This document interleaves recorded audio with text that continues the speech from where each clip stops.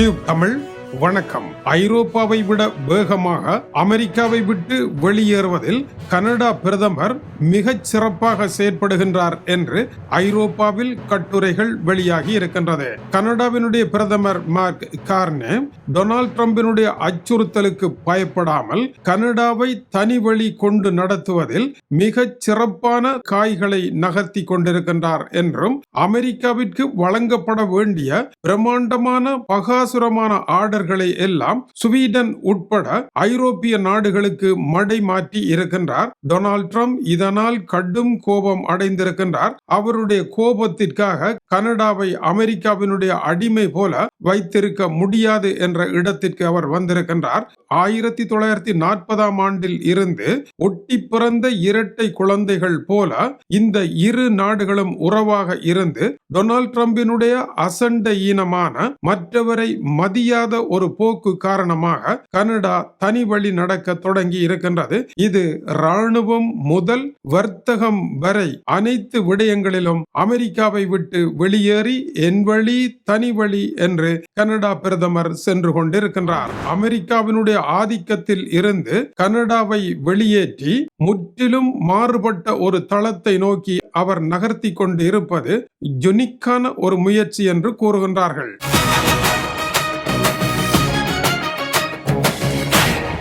முதலாவது, கனடாவினுடைய புதிய போர் விமான கொள்வனவு டொனால்ட் ட்ரம்பினுடைய மனோநிலையில் விழுந்திருக்கும் அடியாகும். ஸ்வீடனிடம் இருந்து வாங்க போகின்றது புதிய போர் விமானங்களை. இது அமெரிக்காவினுடைய விமானங்களை புறந்தள்ளிய நிலையாகும். அமெரிக்காவினுடைய F-35 போர் விமானங்களை வாங்கிய கனடா அதற்கு அடுத்த கட்ட கொள்வனவை கடந்த ஒரு வருடமாக நிறுத்தி வைத்திருந்தது. கனடா அமெரிக்காவின் இன்னொரு மாகாணம் என்று அறிவித்த டொனால்ட் ட்ரம்பிடம் இருந்து இனி அதை வாங்க வேண்டிய தேவையில்லை என்பதும் F-35 போர் விமானத்தினுடைய மைய கட்டமைப்பு அமெரிக்காவின் கையில் இருப்பதனால் அமெரிக்காவை மீறி அதை போருக்கு கொண்டு செல்ல முடியாத சூழ்நிலையும் இருப்பதனால் மறுத்திருந்தது கனடா. இப்பொழுது ஸ்வீடனுக்கு மடை மாற்றப்படுகின்றது. இது அமெரிக்காவினுடைய ராஜதந்திர துரோகத்தினால் நொந்து போன ஐரோப்பா போல கனடாவும் நொந்து போய் இருக்கின்றது என்பதை டொனால்ட் ட்ரம்பிற்கு காட்டியிருக்கின்ற தருணமாகும். தன்னுடைய தேவைகளை பூர்த்தி செய்வதற்கு வாஷிங்டனுக்கு செல்லாமல் ஐரோப்பாவில் அவர் இப்பொழுது சுற்றுப்பிரயாணம் செய்து கொண்டிருக்கின்றார். ஐரோப்பிய நாடுகளுடன் புதிய கூட்டணியை உருவாக்கி கொண்டிருக்கின்றார். கனடாவினுடைய கண்காணிப்பை மேற்கொள்ளுகின்ற விமானங்களுக்கான ஆர்டர் அமெரிக்காவிற்கு இல்லை என்று ஸ்வீடனில் இருக்கும் ஷாப் நிறுவனத்திற்கு வழங்கப்பட்டிருக்கின்றது. போயிங் நிறுவனத்தை தவிர்த்து ஸ்வீடனிடம் சென்று இருப்பதனால் அமெரிக்காவிற்கு பெரும் பொருளாதார நஷ்டம் ஏற்பட்டிருக்கின்றது. போயிங் நிறுவனத்தை கைவிட்டதற்கான காரணம் போயிங்கினுடைய விமானங்களினுடைய செலவு கூட குறிக்கப்பட்ட நேரத்திற்கு அவர்களினால் தர முடியாது, எனவே அவர்கள் தேவையில்லை என்று கூறியிருக்கின்றார் தந்திரமாக. ஸ்வீடனுடன் செய்யப்பட்ட இந்த ஒப்பந்தம் ஜாப் நிறுவனத்திடம் இருந்து இந்த விமானங்களை வாங்குவதற்காக 12,000 வேலை இடங்கள் புதிதாக உருவாக்கப்படுகின்றன.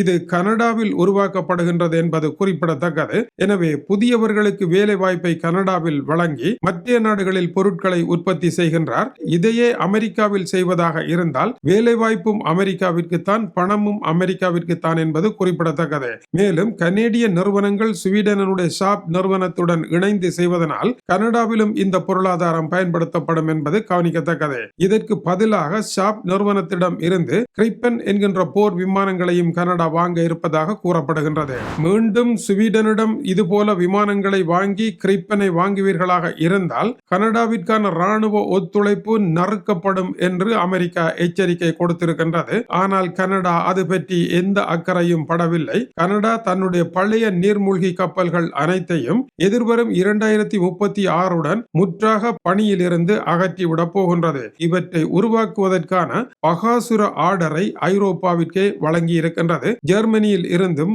நோர்வேயில் இருந்தும் முதலில் 2 கப்பல்கள் கனடாவிற்கு செல்ல இருக்கின்றன.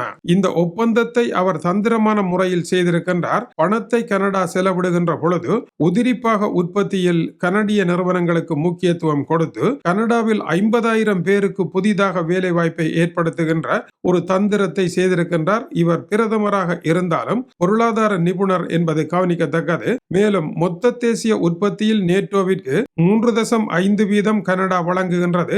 மேலும் 1.5% வழங்குகின்றோம் என்று அதை ஆயுதங்களாக மாற்றிக் கொண்டிருக்கின்றார். அமெரிக்கா கிரீன்லாந்துக்கு அச்சுறுத்தல் விடுத்து டென்மார்க்கிடமிருந்து அதை பறிக்கப் போவதாக கூறியதில் இருந்து தன்னுடைய ஆர்டிக் பகுதியை சேர்ந்த நிலப்பகுதி தீவுகளை இனி அமெரிக்கா கண்காணிக்க வேண்டிய தேவையில்லை, நாங்களே கண்காணிக்கின்றோம் என்று கனடா கூறியிருக்கின்றது. இதன் மூலமாக அந்த தீவுகளை அமெரிக்கா தன்னுடையது என்று கைப்பற்றாமல் தடுக்கின்ற வேலையையும் அவர் செய்திருக்கின்றார். மேலும் கனடா போன்ற நடுத்தர நாடுகள் ஒன்றிணைந்து பெரிய நாடுகளின் ஆதிக்கத்திற்கு எதிராக செயற்பட வேண்டும் என்று மார்க் கார்னே கூறியது அமெரிக்க அதிபருக்கு கடும் கோபத்தை ஏற்படுத்தி இருப்பதாக கூறப்படுகின்றது. இருந்தாலும் கனடா இனி ராணுவ தளவாடங்களை தானே தயாரிக்கும் என்றும் ஐரோப்பாவினுடைய உதவியுடன் இந்த வேலைகள் தொடரும் என்றும் அறிவித்திருக்கின்றார். மேலும் ஐரோப்பாவினுடைய சேஃப் என்கின்ற பாதுகாப்பு நிதியத்தில் ஐரோப்பா இல்லாமல் அதில் இணைந்து கொண்ட நாடாகவும் கனடாவே இருக்கின்றது. இதுதான் முதலாவது நாடாகவும் இருக்கின்றது.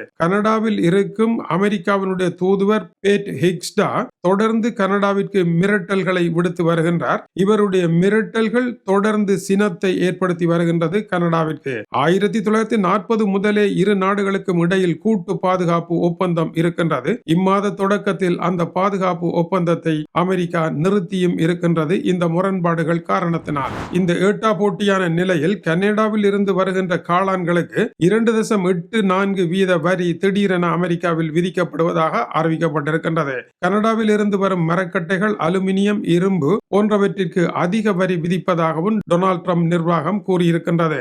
இதுவரை காலமும் கனடாவின் வர்த்தகம் 80% அமெரிக்காவுடன் நடைபெற்றது. இப்பொழுது 67% அது குறைந்திருக்கின்றது. அமெரிக்காவினுடைய வர்த்தக போரை சீனாவுடன் சேர்ந்து முதலில் எதிர்த்ததே கனடா தான். கனடாவினுடைய செயல் ஐரோப்பாவை விட வீரியம் மிக்கதாக இருப்பதை இதிலிருந்து அறிந்து கொள்ள முடியும். கனடாவினுடைய தலைநகர் ஒட்டாவாவில் ஐரோப்பாவும் கனடாவும் இணைந்து புதிய ஒப்பந்தத்தை எழுத இருக்கின்றார்கள். டொனால்ட் ட்ரம்பினால் கைவிடப்பட்ட பொழுது அனாதைகளாக நின்று மறுபடியும் டொனால்ட் ட்ரம்பின் காலில் விழுவதை விட மதியாதார் தலைவாசல் மிதியாதே என்று அவ்வை சொன்ன நிலைக்கு இவர்கள் வந்திருக்கின்றார்கள் என்பதுதான் முக்கிய விடயமாகும். எதிரிகளையும் பகைத்து எல்லோரையும் பகைக்கின்ற டொனால்ட் ட்ரம்பினுடைய வெளிநாட்டு கொள்கை என்ன செய்ய போகின்றது என்பது ஒரு கேள்விதான். இது டியூப் தமிழனுடைய உலக செய்திகளுக்காக டென்மார்க்கில் இருந்து கீசே துறை. வணக்கம் உறவுகளே.